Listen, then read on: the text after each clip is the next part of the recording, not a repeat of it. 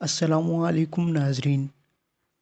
مولانا روم اپنی کتاب مثنوی میں ایک واقعہ لکھتے ہیں کہ ایک شیریں زبان آدمی رات کو دوستوں کی محفل میں بیٹھ کر درزیوں کے بارے میں مزیدار قصے سنا رہا تھا۔ داستان گو اتنی معلومات رکھتا تھا کہ باقاعدہ اچھا خاصا درزی نامہ مرتب ہو سکتا تھا۔ جب اس آدمی نے درزیوں کی چوری اور مکاری سے گاہکوں کا کپڑا غائب کر دینے کے انگنت قصے بیان کر ڈالے، سننے والوں میں ملک خطا کا ایک ترک جسے اپنی دانش و ذہانت پر بڑا ناز تھا، کہنے لگا، اس علاقے میں سب سے گرو درزی کون ہے؟ داستان گو نے کہا، یوں تو ایک سے ایک ماہر فن اس شہر کے گلی کوچوں میں موجود ہیں، لیکن پورش نامی درزی بڑا فنکار ہے، اس کے کاٹے کا منتر ہی نہیں۔ ہاتھ کی صفائی میں ایسا استاد کہ کپڑا تو کپڑا، آنکھوں کا کاجل تک چرا لے اور چوری کا پتہ نہ لگنے دے۔ ترک کہنے لگا، لگا لو مجھ سے شرط، میں اس کے پاس کپڑا لے کر جاؤں گا اور دیکھوں گا کہ وہ کیوں کر میری آنکھوں میں دھول پھونک کے کپڑا چراتا ہے۔ میاں کپڑا تو درکنار ایک تار بھی غائب نہ کر سکے گا۔ دوستوں نے جب یہ سنا تو کہنے لگے، ارے بھائی زیادہ جوش میں نہ آ، تو اس سے پہلے بھی بہت سے یہی دعوے کرتے آئے اور اس درزی سے چوٹ کھا گئے، تو اپنی عقل و خیرت پر نہ جا، دھوکہ کھائے گا۔ محفل برخاست ہونے کے بعد ترک اپنے گھر چلا گیا۔ اسی پیچ و تاب اور فکر و اضطراب میں ساری رات گزاری۔ صبح ہوتے ہی قیمتی اطلس کا کپڑا لیا اور پورش درزی کا نام پوچھتا پوچھتا اس کی دکان پر پہنچ گیا۔ درزی اس گاہک کو دیکھتے ہی نہایت ادب سے کھڑا ہوا، تسلیمات بجا لایا۔ درزی نے خوش اخلاقی اور تعظیم و کریم کا ایسا مظاہرہ کیا کہ ترک بے حد متاثر ہوا۔ دل میں کہنے لگا، یہ شخص تو بظاہر ایسا عیار اور دغاباز نظر نہیں آتا، لوگ بھی خواہ مخواہ رائی کا پہاڑ بنا دیتے ہیں۔ یہ سوچ کر قیمتی استنبولی اطلس درزی کے آگے دھر دی اور کہنے لگا، اس اطلس کی قبا مجھے سی دیں۔ درزی نے دونوں ہاتھ ادب سے سینے پر باندھے اور کہنے لگا، حضور قبا ایسی سیوں گا جو نہ صرف آپ کے جسم پر زیب دے گی بلکہ دنیا دیکھے گی۔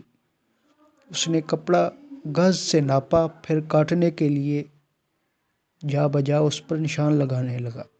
ساتھ ساتھ ادھر ادھر کے پرلطف قصے چھیڑ دیے، ہنسنے ہنسانے کے باتیں ہونے لگیں جن میں ترک کو بے حد دلچسپی ہو گئی۔ جب درزی نے اس کی دلچسپی دیکھی تو ایک مزاحیہ لطیفہ سنایا، جسے سن کر ترک ہنسنے لگا۔ اس کی چندی چندی آنکھیں اور بھی مچ گئیں۔ درزی نے جھٹ پٹ کپڑا کاٹا اور ران تلے ایسا دبایا کہ سوائے خدا کی ذات کے اور کوئی نہ دیکھ سکا۔ غرض درزی کی اس پرلطف داستان سرائی میں ترک اپنا اصل مقصد اور دعویٰ فراموش کر بیٹھا، کدھر کی اطلس، کہاں کی شرط۔ ہنسی مذاق میں سب سے غافل ہو گیا۔ ترک درزی سے کہنے لگا کہ ایسی ہی مزیدار کوئی اور بات سناؤ، واللہ میرا جی خوش ہو گیا۔ درزی نے دیکھا کہ تیر نشانے پر بیٹھا ہے تو ایک قصہ اس سے بھی زیادہ پرلطف سنایا۔ ترک کا مارے ہنسی کے یہ حال تھا کہ دونوں ہاتھوں سے چہرہ ڈھانپے کہکے پر کہکہے لگا رہا تھا۔ درزی نے بھی پھر اپنے ہاتھ کی صفائی دکھائی اور ایک اور پیس کاٹ کر ران تلے دبا لیا۔ ترک نے بے تاب ہو کر پھر کہا، کوئی اور بات سناؤ۔ درزی نے پھر زبانی کا مظاہرہ کیا۔ ترک اتنا ہنسا کہ اس کی آنکھیں بالکل بند ہو گئیں۔ ہوش و حواس رخصت، عقل و خرد الوداع، اور اس مرتبہ درزی نے پھر کپڑا کاٹ کر ران تلے دبا لیا۔ ترک نے جب چوتھی بار مذاق کا تقاضا کیا تو درزی کو کچھ حیا آ گئی اور کہنے لگا، مزید تقاضا نہ کر، اگر ہنسی کی اور بات کہوں گا تو تیری قبا تنگ ہو جائے گی۔ تو اس واقعات مولانا روم مثنوی میں جس واقعہ کو درج کرتے ہیں، یہ جو کہانی بھی سناتے ہیں، تو اس کا ایک نہ ایک اس کو سبق آموز بناتے ہیں، اور اس کا سبق آخر میں دیتے ہیں کہ وہ ترکی کون ہے، دغا باز درزی کون ہے، اطلس کیا ہے، اور ہنسی مذاق کیا ہے، کینچی کیا ہے، اور وہ قبا کیا چیز ہے۔ وہ غافل ترک تیری ذات ہے جسے اپنی عقل و خرد پر بڑا بھروسہ ہے۔ وہ عیار دھوکہ باز درسی یہ دنیا فانی ہے۔ ہنسی مذاق نفسانی جذبات ہیں۔ تیری عمر کی اطلس پر دن رات درزی کی کینچی کی مانند چل رہے ہیں۔ دل لگی کا شوق تیری غفلت ہے۔